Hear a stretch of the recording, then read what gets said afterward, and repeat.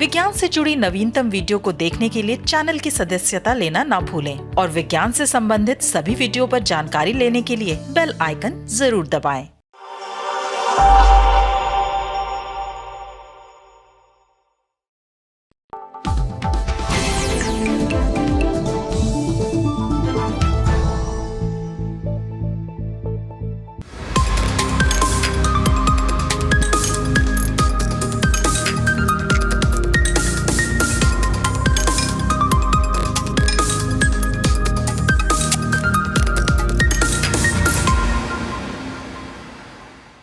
नमस्कार, स्वागत है आपका इंडिया साइंस के साप्ताहिक कार्यक्रम साइटेक में और मैं हूं आपके साथ दीक्षा चौधरी।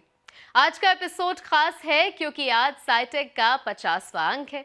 विज्ञान जगत की गुत्थियों और नवाचार पर हो रहे नित्य नए शोध को सरल भाषा में प्रस्तुत करने के लिए साइटेक को दर्शकों की भरपूर सराहना मिली है। इसीलिए आज हमने दर्शकों के ही एक सवाल का जवाब देने की कोशिश की है कि क्या हम बारिश का पानी पी सकते हैं, और साथ ही ये भी बता रहे हैं कि मनुष्य कितना गुरुत्वाकर्षण बल झेल सकता है। तो देर किस बात की है, चलिए शुरू करते हैं आज का साइटेक। पीने के पानी के लिए हम सभी नल, नदियों, कुओं, झरनों या फिर पानी की बोतलों पर निर्भर होते हैं, लेकिन क्या हम बारिश का पानी पी सकते हैं? साइटेक के एक अंक पे हमारे एक दर्शक ने भी यही सवाल पूछा था, तो आइए आज इसी प्रश्न का उत्तर जानते हैं।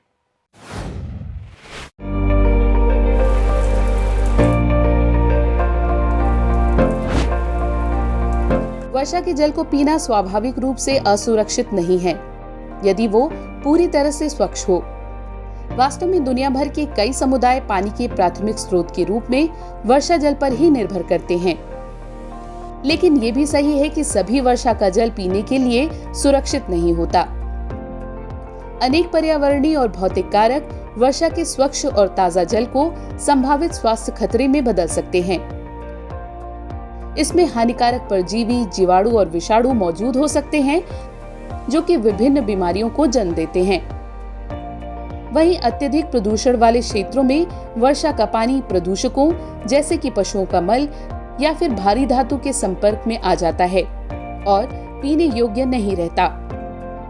इसलिए वर्षा के जल को इकट्ठा कर इसे पीना तब तक उचित नहीं है जब तक कि ये निश्चित ना हो कि ये पीने के लिए 100% स्वच्छ है।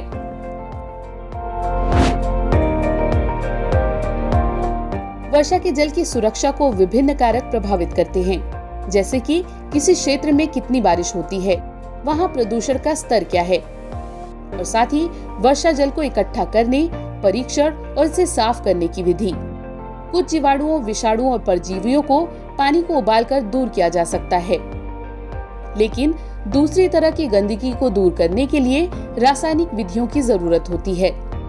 तब जाकर ही पानी पीने के लिए सुरक्षित बनता है।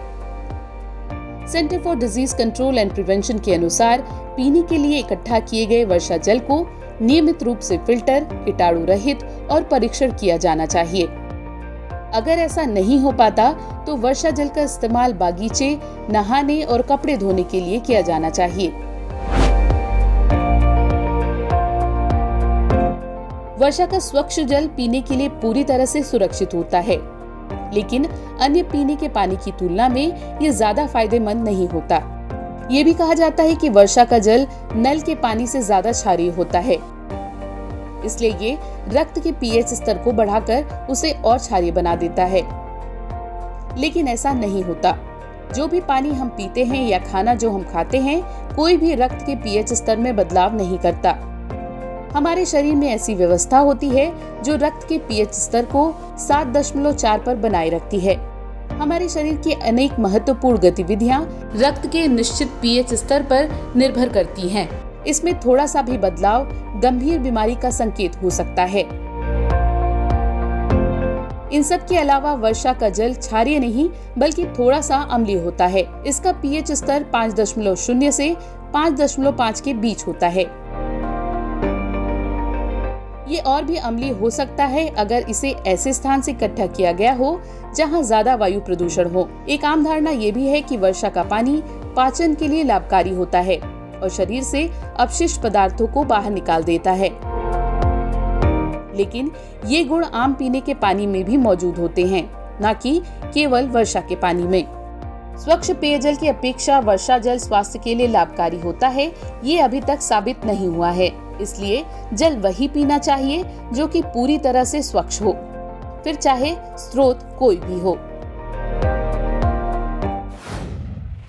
हम सब जानते हैं कि धरती पर जीवों का वास धरती की गुरुत्वाकर्षण शक्ति के कारण है। यदि पृथ्वी में गुरुत्वाकर्षण शक्ति नहीं होती तो शायद हम यहाँ नहीं होते। लेकिन सवाल ये उठता है कि पृथ्वी द्वारा अपनी ओर खींचने वाली इस शक्ति को हम कितना झेल सकते हैं। गुरुत्वाकर्षण की वो अधिकतम सीमा क्या है जिस पर हमारा अस्तित्व संभव है? आइए जानते हैं कुछ समय पहले प्रकाशित एक शोध के माध्यम से।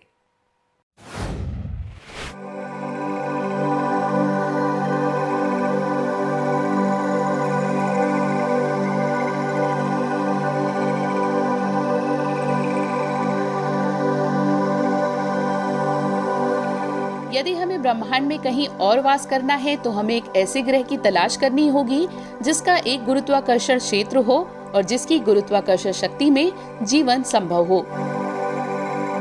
यदि गुरुत्वाकर्षण बल बहुत ज्यादा होगा तो हमारे शरीर का सारा खून पैरों में चला जाएगा, हमारी हड्डियां टूट जाएंगी और शायद हम जमीन में धंस जाएंगे। इसलिए किसी नए ग्रह पर जाने से पहले ये जरूरी है कि हम मानवीय शरीर की गुरुत्वाकर्षण सीमाओं का पता लगाएं। 3 भौतिकविदों द्वारा एक शोध पत्र में प्रकाशित शोध में दावा किया गया है कि मनुष्य का शरीर पृथ्वी की गुरुत्वाकर्षण शक्ति के 4.5 गुना गुरुत्वाकर्षण बल को सह सकता है। मनुष्य द्वारा सहन किए जा सकने वाले गुरुत्वाकर्षण बल के आकलन के लिए क्रोएशिया में जाग्रेब विश्वविद्यालय के निकोला पुल्जाक और उनके सहयोगियों ने मानवीय हड्डियों की समग्र ताकत की गणना की। औसत स्तनधारी हड्डियों के आधार पर उन्होंने आकलन किया कि मनुष्य का कंकाल पृथ्वी की गुरुत्वाकर्षण शक्ति का 90 गुना ज्यादा बल झेल सकता है, लेकिन ये तब तक जब तक कि वो शांत खड़ा हो। जैसे ही वो दौड़ना शुरू करता है, झुकाव और मोड़ के कारण हमारी हड्डियों पर तनाव 10 गुना बढ़ जाता है।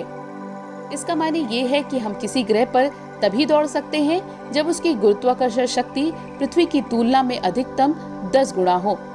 इसके बाद हमारी हड्डियां चटकने लगेंगी। गुरुत्वाकर्षण शक्ति की अधिकतम सीमा जिस पर हम कदम उठा सकते हैं, उसके लिए वैज्ञानिकों के दल ने एक आइसलैंडिक स्ट्रॉन्गमैन का रुख किया, जो अपनी पीठ पर 1430 पाउंड के लठ उठाकर 5 कदम चला था और जिसने 1000 साल पुराने रिकॉर्ड को तोड़ा था। पुल्जाक के मुताबिक स्ट्रॉन्गमैन का पैर तुलना करने के लिए अच्छा है, क्योंकि एक मजबूत ग्रेविटेशनल फील्ड में आपके पैर और महत्वपूर्ण मांसपेशियों पर भार वैसा ही महसूस होता है जैसे अपने कंधों पर भारी बोझ उठाया हो। स्ट्रॉन्गमैन के वजन और लठ के वजन के आधार पर शोधकर्ताओं ने आकलन किया कि ये पहलवान अभी भी पृथ्वी से 4.6 गुना अधिक के गुरुत्व वाले एक्सोप्लैनेट पर कुछ कदम चल सकता है। हालांकि स्ट्रॉन्गमैन कोई आम आदमी नहीं है।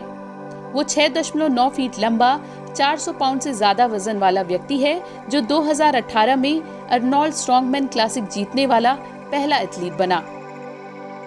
शोधकर्ताओं ने आकलन किया है कि एक औसत इंसान के संदर्भ में पृथ्वी के गुरुत्वाकर्षण की तुलना में 3 से 4 गुना अधिक गुरुत्वाकर्षण वाले एक्सोप्लैनेट को लक्ष्य बनाना ज्यादा व्यवहारिक होगा।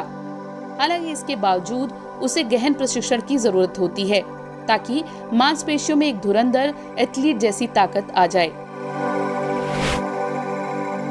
पुल्जाक को उम्मीद है कि इस शोध के मनुष्यों के रहने योग्य एक्सोप्लैनेट की खोज में मदद मिलेगी।